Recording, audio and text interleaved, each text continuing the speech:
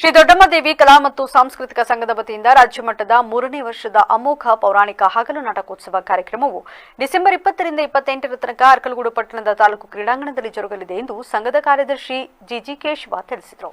ಅರ್ಕಲಗೂಡಿನಲ್ಲಿ ಬುಧವಾರ ಪತ್ರಿಕಾಗೋಷ್ಠಿಯಲ್ಲಿ ಮಾತನಾಡಿದ ಅವರು, ಇಡೀ ರಾಜ್ಯದಲ್ಲಿಯೇ ಮೊಟ್ಟಮೊದಲ ಬಾರಿಗೆ ರಾಜ್ಯ ಮಟ್ಟದ ಹಗಲು ನಾಟಕೋತ್ಸವ ಇದಾಗಿದ್ದು, ಸುಮಾರು 300ಕ್ಕೂ ಹೆಚ್ಚು ರಂಗ ಕಲಾವಿದರು ಭಾಗವಹಿಸಿ ಪೌರಾಣಿಕ ನಾಟಕದಲ್ಲಿ ಅಭಿನಯಿಸುತ್ತಿದ್ದಾರೆ. ಮಂಡ್ಯದ ಹೆಸರಾಂತ ಉಮೇಶ್ ಡ್ರಾಮಾ ಸೀನ್ಸ್ನವರಾದ ಭವ್ಯ ರಂಗಮಂಟಪದ ರಂಗ ಸಜ್ಜಿಕೆಯಲ್ಲಿ ಅಭಿನಯಿಸಲಿದ್ದಾರೆ. ಪೌರಾಣಿಕ ಕಲೆಯನ್ನ ಬೆಂಬಲಿಸಿ ಪ್ರೋತ್ಸಾಹಿಸಲು ಪಟ್ಟಣ ಸೇರಿದಂತೆ ತಾಲೂಕಿನಾದ್ಯಂತ ಕಲಾಸಕ್ತರು ಹೆಚ್ಚಿನ ಸಂಖ್ಯೆಯಲ್ಲಿ ಭಾಗವಹಿಸಬೇಕಿದೆ.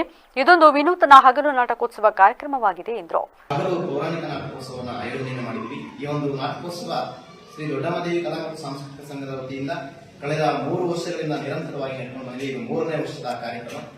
ಈ ಒಂದು ಕಾರ್ಯಕ್ರಮದಲ್ಲಿ ರಂಗಭೂಮಿಗೆ ಸಂಬಂಧಪಟ್ಟ ಹಾಗೆ ಪೌರಾಣಿಕ ನಾಟಕಗಳನ್ನ ಹಗಲು ನಾವು ಅವರಿಗೆ ಬೇಕಾಗಿರ್ತಕ್ಕಂಥ ವೇದಿಕೆಗಳನ್ನ ಸಿದ್ಧಪಡಿಸಿ ಎಲ್ಲ ಆಯೋಜನೆಯನ್ನು ಮಾಡಿ ಅದಕ್ಕೆ ಬೇಕಾಗಿರ್ತಕ್ಕಂಥ ವೇದಿಕೆ ಹಾಗೆಯೇ ಸೀನರಿ ಮತ್ತೆ ವಾದ್ಯಗೋಷ್ಠಿ ಮತ್ತೆ ಬೇಕಾಗಿರ್ತಕ್ಕಂಥ ಕಲಾವಿದರನ್ನ ಕರೆಸಿ ಈ ಒಂದು ನಾಟಕೋತ್ಸವವನ್ನು ನಾವು ಪ್ರತಿ ವರ್ಷ ಆಯೋಜನೆ ಮಾಡಿದ್ವಿ. ಆ ಪ್ರಕಾರವಾಗಿ ಈ ವರ್ಷ ಕೂಡ 3ನೇ ವರ್ಷದ ಕಾರ್ಯಕ್ರಮ ಮಾಡ್ತಾ ಇದ್ವಿ. ಮೊದಲಿಗೆ ದಿನಾಂಕ 20/12/2024 ಶುಕ್ರವಾರ ಗುರು ರಾಘವೇಂದ್ರ ಸ್ವಾಮಿ ಕಲಾ ಮತ್ತು ಕ್ರೀಡಾ ಟ್ರಸ್ಟ್ ತುಮಕೂರು ಈ ಒಂದು ಕಲಾ ತಂಡದಿಂದ ಕುರುಕ್ಷೇತ್ರ ಅಥವಾ ಧರ್ಮರಾಜ್ಯ ಸ್ಥಾಪನೆ ಇರ್ತಕ್ಕಂಥ ನಾಟಕ ಶ್ರೀಯುತ ನಟರಾಜ್ ತುಮಕೂರು ಅವರ ನಿರ್ದೇಶನದಲ್ಲಿ ನಡೀತಾ ಇದೆ.